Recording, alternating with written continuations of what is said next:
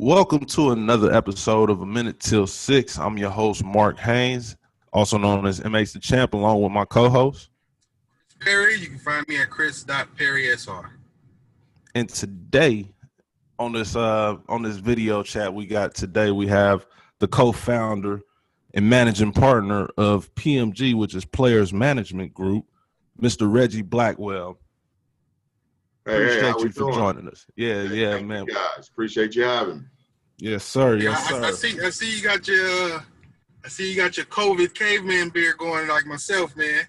Yeah, you see I had to go ahead and let it do what it needs to. You know, we ain't been able to get out there to get it cleaned up, but we inching out there a little bit.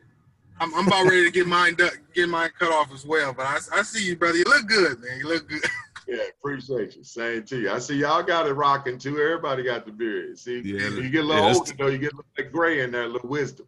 Yeah, I got a good amount of that popping up. It's popping up all during this pandemic. I know it. That'll work. All right. So first off, I want to touch on, before we get to the business side of things and what you do with Players Management Group. Your background a little bit. You played in Kansas State. Back in the day. Bill Snyder's first recruiting class. Yeah. Yeah. All right. That's what I was trying to figure out about that or whatever. What was that experience like playing at K-State and with Bill Snyder? Hey, let me tell you, it was. I grew up in the inner city of St. Louis, so I'm from North St. Louis. If you guys ever made it to the Midwest, and being able to go play at Kansas State, obviously we was a program that was one of the worst Division I programs in football back in the time. I went there in '89. So, but what I looked at it was Snyder had a vision. Him and an individual, our AD named Steve Miller. And I looked at the opportunity just like any young, hungry 18-year-old coming out wanted to play soon. And, they had a vision that they wanted to grow. And it was an opportunity to, play soon. And I like what they had to offer. So it was a great deal. I think it was one of the most important decisions I ever made in my life, though. It was a solid one. Right on. Yeah, we see you left there. Well, on the football side, you lettered all 4 years, correct? Correct. Yeah, 3-year starter. That's correct. 3-year starter, lettered all 4 years.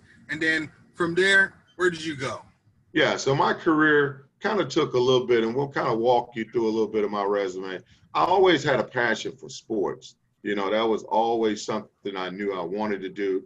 But, when you're coming out of school, I thought I was going to play in the league. That was my first and foremost dream. But unfortunately, I had an AC joint my senior year. Probably should have took the red shirt year. Never fully recovered for that. Played about 9 out of the 12 games. Had a little free agent cup of coffee with the Chiefs. But then it was just time to go to work. The shoulder never really recovered. So I started my career off working for the largest beer company in the world, Anheuser-Busch, in marketing. So I was in sales and marketing. I had various different jobs with them, brand management, product management, director level. I actually spent about 11 years with Anheuser-Busch. Lived in 5 cities in those 11 years. And I thought I was going to be a lifer. I thought I was going to be 30 years, do my 30, retire, and do what I needed to do. But around that 11th year, the real boredom started to kick in. I was making great money, 6 figures at that time, solid. Career's good, but I always had that itch to get back in sports. So I left Anheuser-Busch cold turkey, went and became certified as an agent in the NFL and NBA, and say, hey, I'm gonna just put my foot in the water. Let's go for it. So I had a partner back at the time and started representing a couple athletes, and that's kind of where it positioned me at today. Right. And like you say, you became a sports agent. A lot of guys, I think Rich Paul recently just started, he just started doing, NBA players and NFL players. Right. Why do some or most agents, really just stick to one side? I think the key thing is number one, it's an incredible, intense, competitive business. So you try to keep what you're familiar with. Obviously, I played football, had a lot of relationships with a few people. So football was my natural gravitation. So I think you know where you have your most connections at and kind of where you have your most experience. And then a lot of guys usually just try to become the specialty in that particular sport. I think that's how you build your brand. You can see Rich Paul been in the game for a while and now just kind of took the transition to go into the football side. And they actually partner with an agent as well, with an agency, instead of just doing it cold turkey. Even though the niche he got with the LeBron James and the whole deal, and but he's been able to build that brand, and they're doing it. But just to kind of segue back a little bit, why I just didn't stay in the agent business and where I'm at today with PMG, and we're going to talk about the company a little further later, but it's a lot of agents. There are only so many players. You got 30 NBA teams with 15 players. You got, 32 NFL teams with about 50-something players. And when you start breaking that down to the elite players and the guys that are really getting the really big contracts, that number becomes smaller. So what I found was, I had an opportunity, did okay. I represented over, 25, 30 plus players while I was in the league, negotiated contract, over $100 million in contracts. But where the agency business is going right now is big agencies, CAA, Octagon, Rock Nation. It's the big agency. So if you're not going to really align yourself with one of those, trying to build to get to one of those in that industry is extremely difficult unless you get awfully lucky, or you got a huge financial backer and you got somebody that's going to really wait the time to do it. Right. Okay. So after, you say you stepped away from the agency game, and then where did you go from there? Yeah. So where I went from there after the agency game, I went to a company that was specializing in business management, taxing, consulting business. And so with that particular company, I had a vision to say, you know what, let's take the same concept that we're doing with tax-wise with companies, and let's look at it for W-2 wage earners in professional sports. So we created a group called Entertainment Tax Advisors with that consulting firm, and then did that and segued from there. And I was with them from 2013 until January of this year. I'm sorry, one more question. I'm curious. So many years in the agent game, do you have any crazy stories? Hey, let me tell you. Hey, Chris, it's good you asked that. The agent game was fun. It was a lot of rewarding. It was experience. But let me tell you, when you represent guys that are 21 to 30 years old, mainly as your core guys, and making zero money to big money right out of the bat, it can be somewhat challenging. And I'll use a player that I had, and I won't use the name, but I'll tell you, it was an individual that was basically, when I first got him, he had a particular agent, and then he let him go, and I got him, so he was a veteran in the league. But he was probably making around $3-4 million a year. Serviceable player, a lot of special teams, kind of reserved player. But the guy, let me tell you, the guy was spending money like he was making LeBron James money. And this is a situation why I bring this particular story up, because this was the first client I actually had to fire the client. Oh, wow. Because I fired the client. Right. Because the situation was the way he was going, and the route he was going, even though I wasn't a financial planner, I was the agent, I know where he was going to end up in some years. And the first thing they was going to say is, Reggie Blackwell represented this dude. I can't taint that brand. So to bring it in perspective and close it out, the guy was spending $50,000 a day at one point. Ooh. $50,000 a day? $50,000 a day. And he's only 3 to 4 million? and he only making 3 to 4 million. Now he'd been in the league for a while, saved a little bit, but he was going on a pace where he was spending between 50, probably around 45 and 50,000 a day. So I was like, look, bro. And then he had got cut, got released, got re-signed. You know, things started getting tight because, you know, he wasn't consistently on the team. I was like, and then he couldn't control the fund. So I was like, look, I can't do business with you anymore because you don't want to listen. Now, Chris and Mark, you know, how can you spend, it takes a lot of work to spend 50K. Man, it takes a lot of work to spend 50K one time, let alone daily. Yeah, daily. So when that happened, I actually had to remove myself from that client. Fortunately, you know, he was able to get some personal help. Didn't have that much saved, but was able to kind of thank me for that later on in life. Was like, man, you know, I appreciate that because the light bulb somewhat came on, but he was out the league pretty quick. And then the money kind of dried up, and then he got a couple girls pregnant and this and that. But so at the end of the day, it was just it was an experience to where the point, the crux that I'm making is when you're in this business, at some point, all money's not good money. Mm-hmm. Yeah, and I've actually talked to a few agents and heard them make that same reference as well. So when you are looking for new clients and things like that, how much of a factor do, you know, personality play in the role of you deciding I want to represent this client? You know, first and foremost, if it's a client, you know, you're going to take it as a grain of salt that, hey, no client is perfect, but the guy is going to at least listen to you and have the integrity of what you're trying to bring to the table and do the right thing. So you don't really go and prejudge it. You gotta go at it as, hey, is this client fits our mode, what we're trying to do, you know, the services that we're trying to provide, and then you go at it like that. So I don't really take it like, okay, well, if this guy's personality like this, I'm gonna assume he gets an A+ starting out.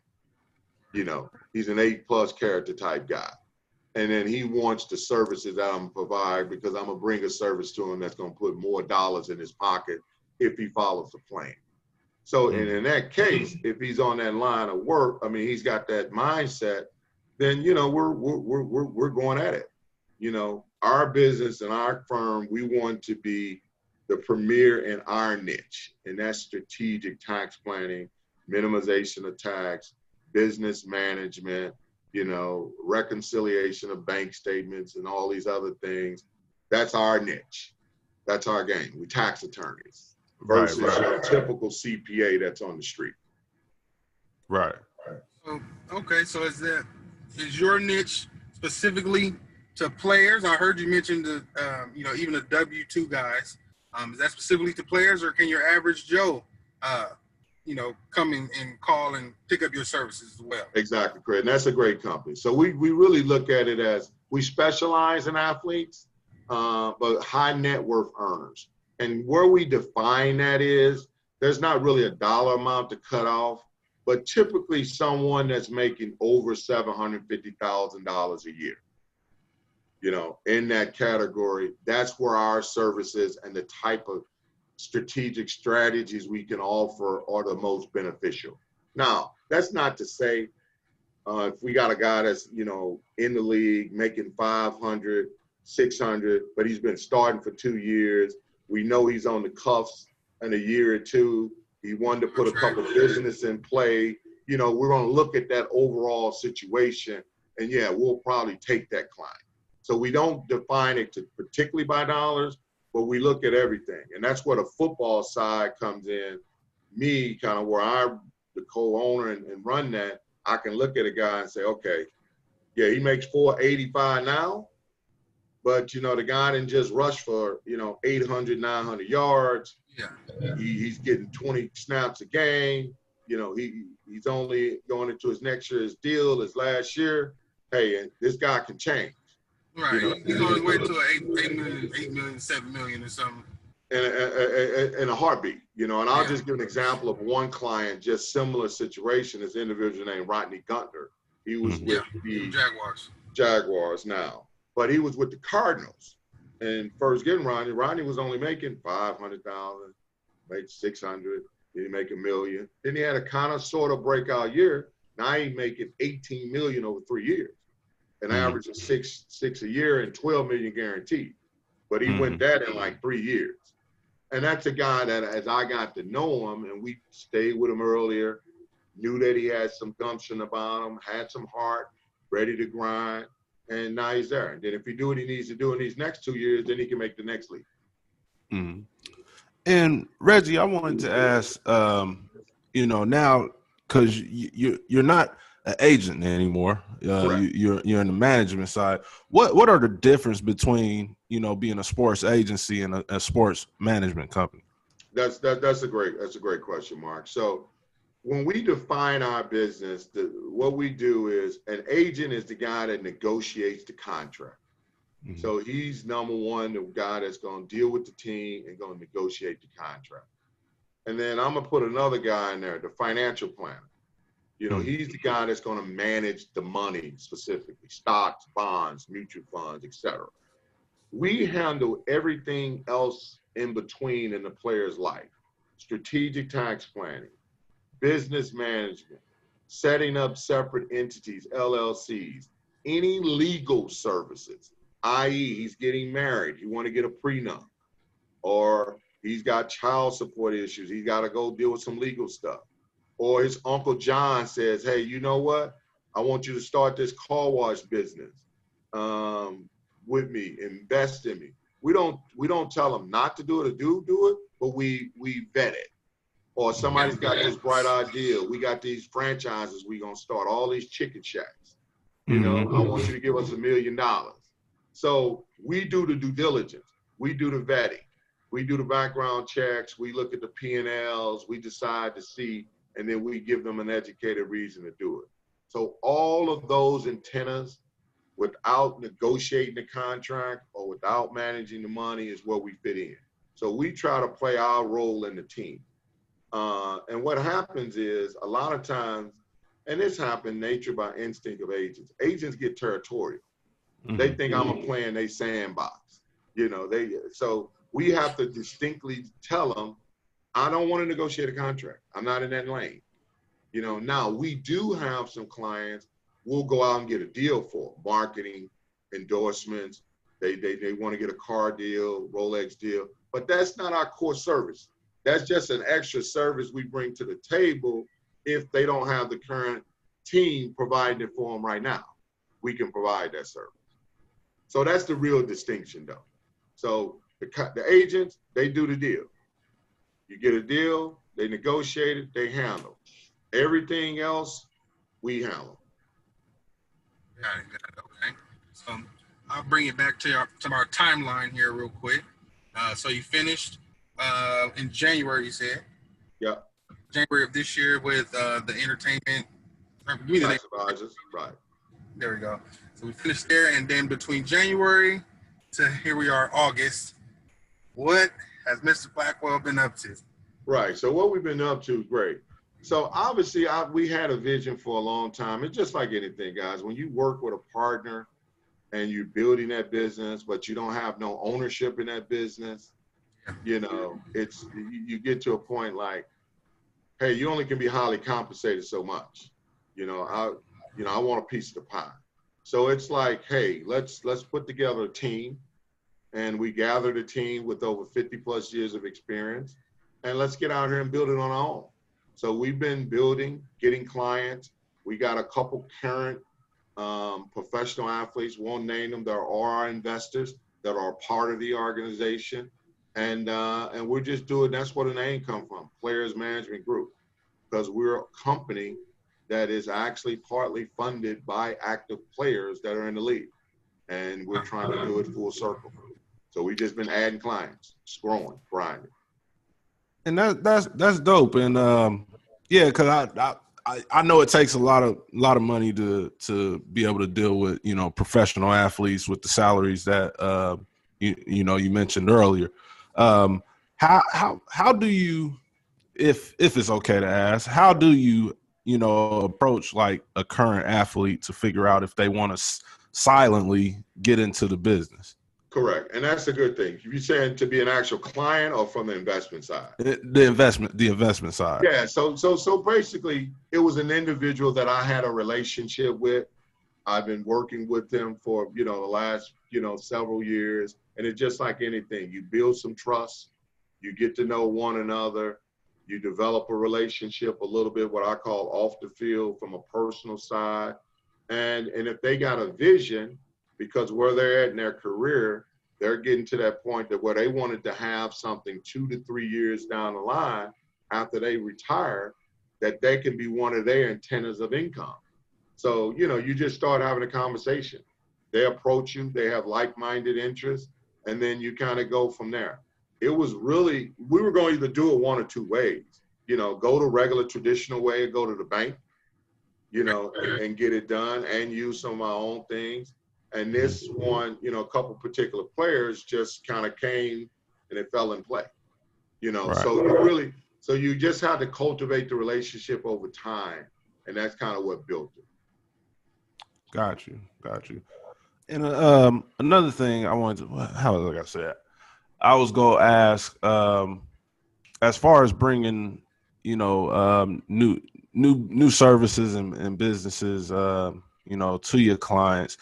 If you got, 10 guys, do you pick which 10, that kind of fit with this business, or is it like I'm trying to get all 10 of my guys paid? No, that's great. That's a great question. I think each client we develop a unique plan for each guy.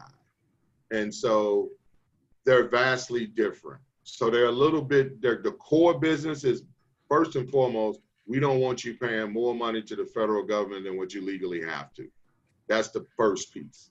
We don't want to give them more than we have to. Then the next piece we see is, okay, does he have a home? How many cars does he have? Is he interested in outside businesses? Does he have a foundation? Does he has a charitable interest? All those different things. And then based on that information, we kind of cultivate a plan for them. But the ultimate goal is all these guys pay 38 to 40-something% to the federal government. We want to get them down to 28, 29% within the confines of the law. And then we want to make sure we protect their assets. So we want to make sure they have entities built in place against lawsuits, litigation, somebody come out and saying they did this, this, and that, et cetera. And they have the business management piece in place so they can have all the credit card statements reconciled.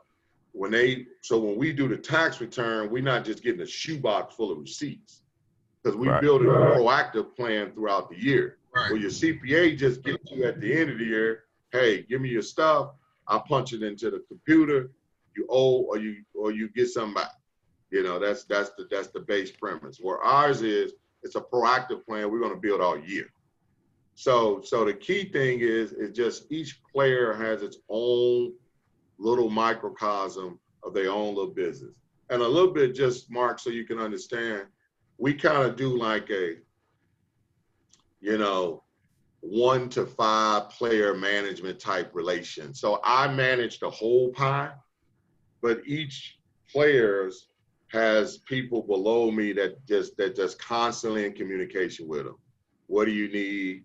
What's going on? They'll go to them first. Hey, I'm buying a house. I'm going out to buy a car. Hey, Reggie, what's the best way to do it? Should I put it in a business? Should I release it? Should I not buy it? All of these different things, because that's going to affect their strategy on their tax profile. Yeah, the whole deal. So we kind of do a 1 to 5 ratio. And once that client manager kind of gets more than that many clients, then, we'll have to add people as we keep growing. Nice. Okay. So along those same lines, then, each person has their own profile, their own map, their own route. So when you're going and you're getting endorsement deals, are you picking certain companies based on, that player, or are you like, hey, we want to do a deal with this person, we want to do a deal with this person, and then we're going to match players? Yeah. Hey, it's a little bit of both, but the best way, Chris, is when we put together a strategy for a player, particularly for marketing endorsements, we get a sense of who they are. What's their personality? Are they a fashion guy? Are they a stylist guy? They wearing a lot of clothes? Are they a jewelry guy? Are they kind of a more of a laid back guy? Are they sports apparel guy? Are they a gamer? You know, real rambunctious. Get a sense of who they are, what their likes are, what their dislikes are. And we try to build a strategy around that. Where did they go to college? Did they go to a big Power 5 school, you know, in that particular city? Where did they grow up at? You know, they grew up in Atlanta, did they grow up in DC or you know, the Bay Area, you know, because we put together some local plans based on their geographical, where they went to college at or where they grew up at. So all that's kind of part of the strategy. And then we would look at also, though, we cultivate relationships with bigger brands just to see if they're going to fit into those personalities. So this company, whether it's a Coke deal, whether it's a jewelry company, whether it's Range Rover, you know, whether it's, you know, Ford, Mercedes, you know, whatever, we try to do it collectively, and then we bring it back to the player. Right. So, yeah, no, go ahead, do your thing. With dealing with the players, and like you say, you have there's other guys besides you who are like really hands on with the guys, you know, on like a daily basis or whatever. When players, you brought it up earlier about getting married and stuff and prenup and things like that. Right. You know, these are guys who are millionaires, so that, you know, they have a lot of money to spend, and wives, you know, they want to spend. Right. How much are you guys involved on, you know, recommending about, hey, maybe you should get a prenup, or, you know, maybe you should bring the cost of this wedding down? Exactly. And we're big in that. And we big in that, Mark. What we try to do is give them a template and a blueprint. And our philosophy is, unless a guy's just adamant not wanting a prenup, we suggest that you probably should. And it's because it's business, because you have a brand. Even though I know marriage is love and it's all it is, why should you have it? It's a business. Things happen in business. So it's no different when you sign your contract, a deal, you do it even though the organization say they love you, we're in love with you, we're never gonna hurt you, you still have to sign an agreement with the, you know, Houston Rockets or the Dallas Cowboys. Jerry Jones may love you to death, and he your boy, and he do all of that, but Jerry still gets an agreement done. So you got to look at that from a personal standpoint, especially when you have so much income that's usually disproportionate from your mate. You know, usually the case is the athlete's coming in with a whole lot of money, and the mate is probably just a normal working girl. Not literally working girl, but just somebody that's an average worker making between 40 and 70, 80 grand a year, or whatever the case may be. And they get with an athlete that's making 10 million a year. So you just got to be able to protect yourself. So yes, we do suggest it. And then we also put together a plan for them, suggested working in concert with their financial planner, of a budget. And our kind of rule of thumb is this. Look, guys, save 25 to 30% of your money. Spend everything else. So whatever your relative is, what that number is, let's just use $10 million a year. So if you're making $10 million a year, save $3 million. Spend the rest, whatever that may be, you know. And then if we can save you an additional million, 1.5 in taxes, save that money, because it wasn't money that you wasn't going to have anyway. So save the tax money, give it to your financial planner, let him work it, do what he needs to do, and just save 30% of your money. If you can do that year after year and consistently, whether you make $1 million a year or you make 10 million a year, it's going to start growing. Is 30% your number, regardless of the amount they make? Is that around, like for you in your head, is 30% the number? Correct. 25 to 30. And it can vary a little bit early, and it may change a little bit. If you got a player that's just in the league and you know that first year they got to do a lot of things. They got to get the house. They got to get the car. They got to look out the mama a little bit, you know. So it might be some flexibility in that first year or so, but not much, because some of the stuff might have to wait to mama to year 2. You know, you might can't do it all in year 1.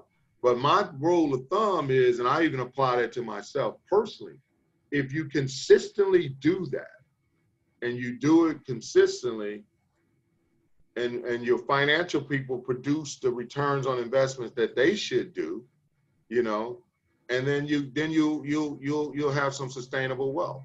Because the deal is this: some people say, well, why are you telling them to spend everything? If you can live off 50%, then go to 50. I'm just saying the minimum you should do 25 to 30.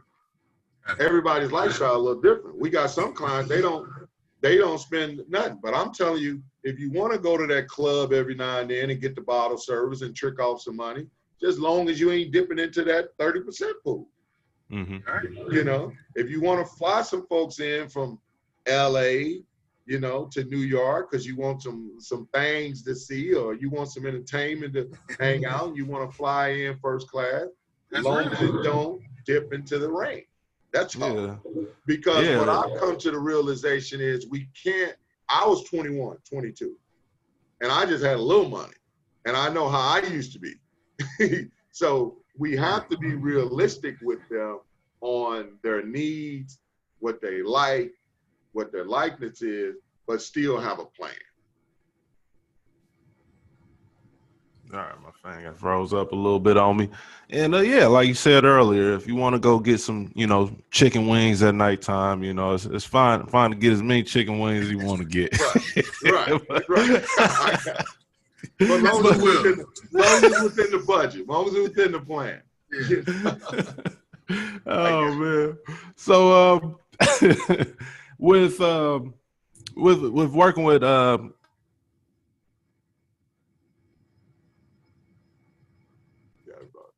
gonna say working with probably NBA and NFL players.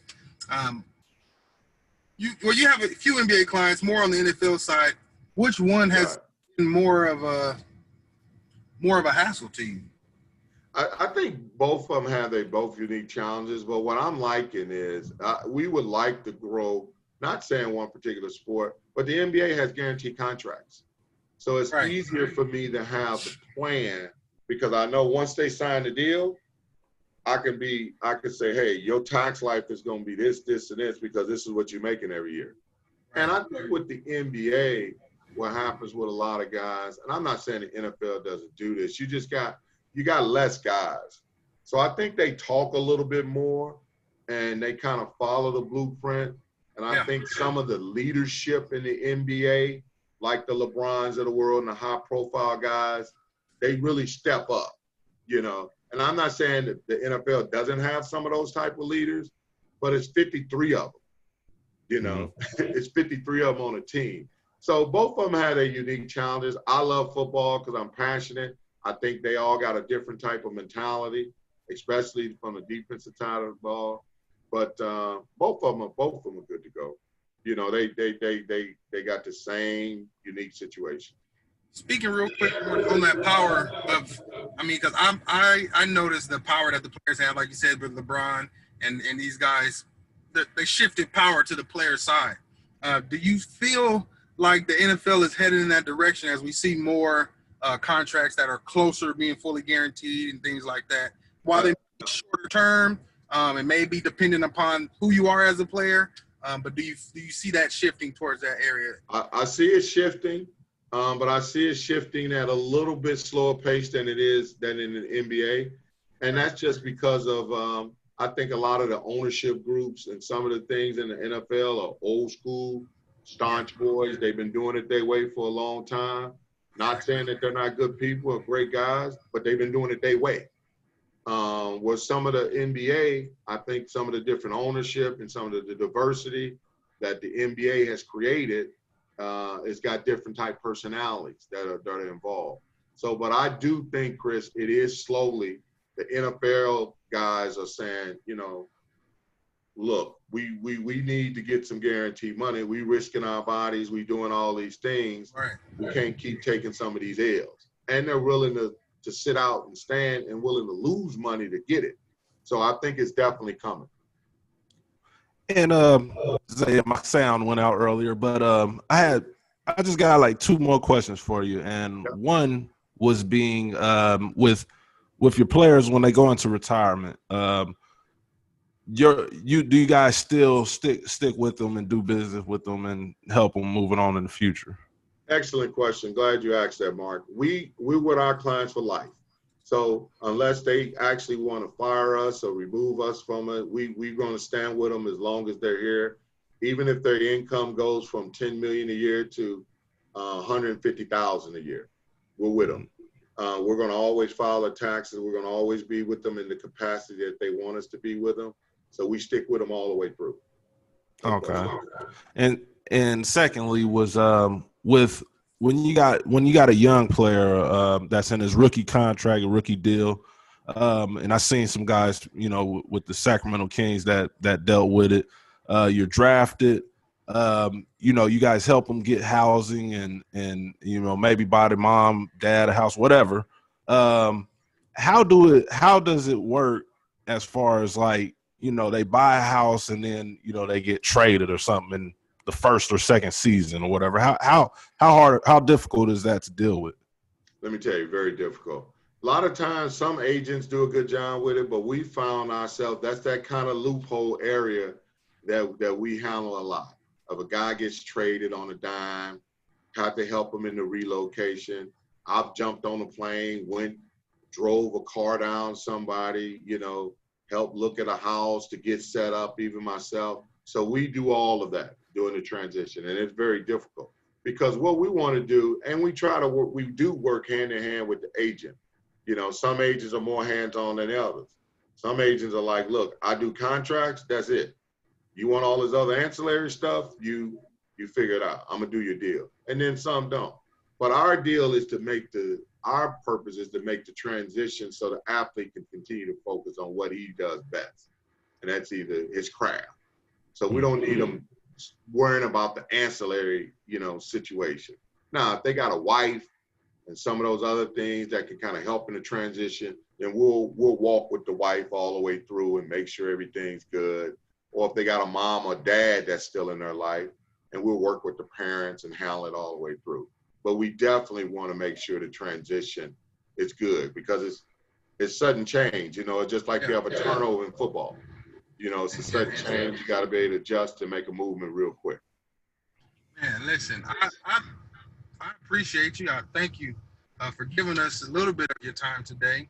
I got to say, you done sold me on PMG. I'm trying to get to my $750,000 a year, so I can pick up your services here. Right. Yeah. We know who to call. Yeah, I'm ready.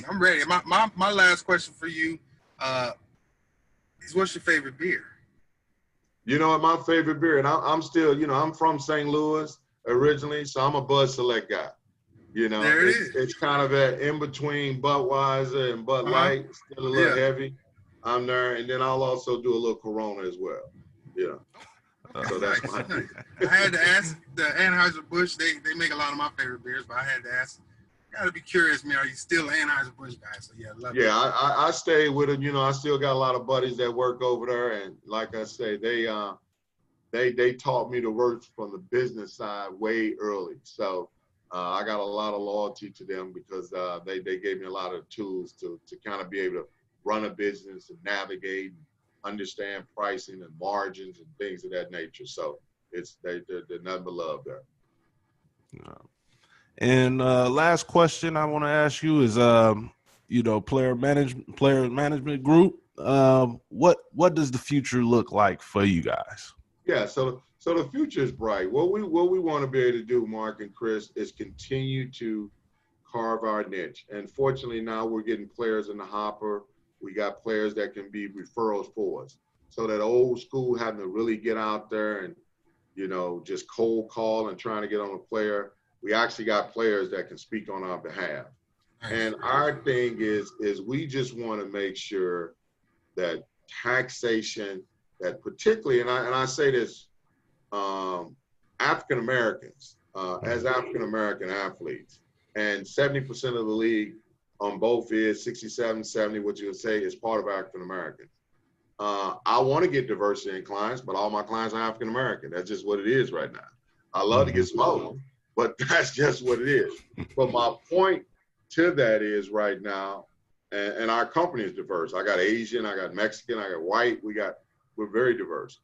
The point to that is even when I worked with Anheuser-Busch and I started to make, not the 750, but 100, 150, some large numbers, single, no kids. I didn't know. I just told the guy 40%, 38, whatever my number, and I just agreed to it. Now we're being able to get the African American community can understand all the rules that other people were doing out here as far as tax and minimization that we just don't know.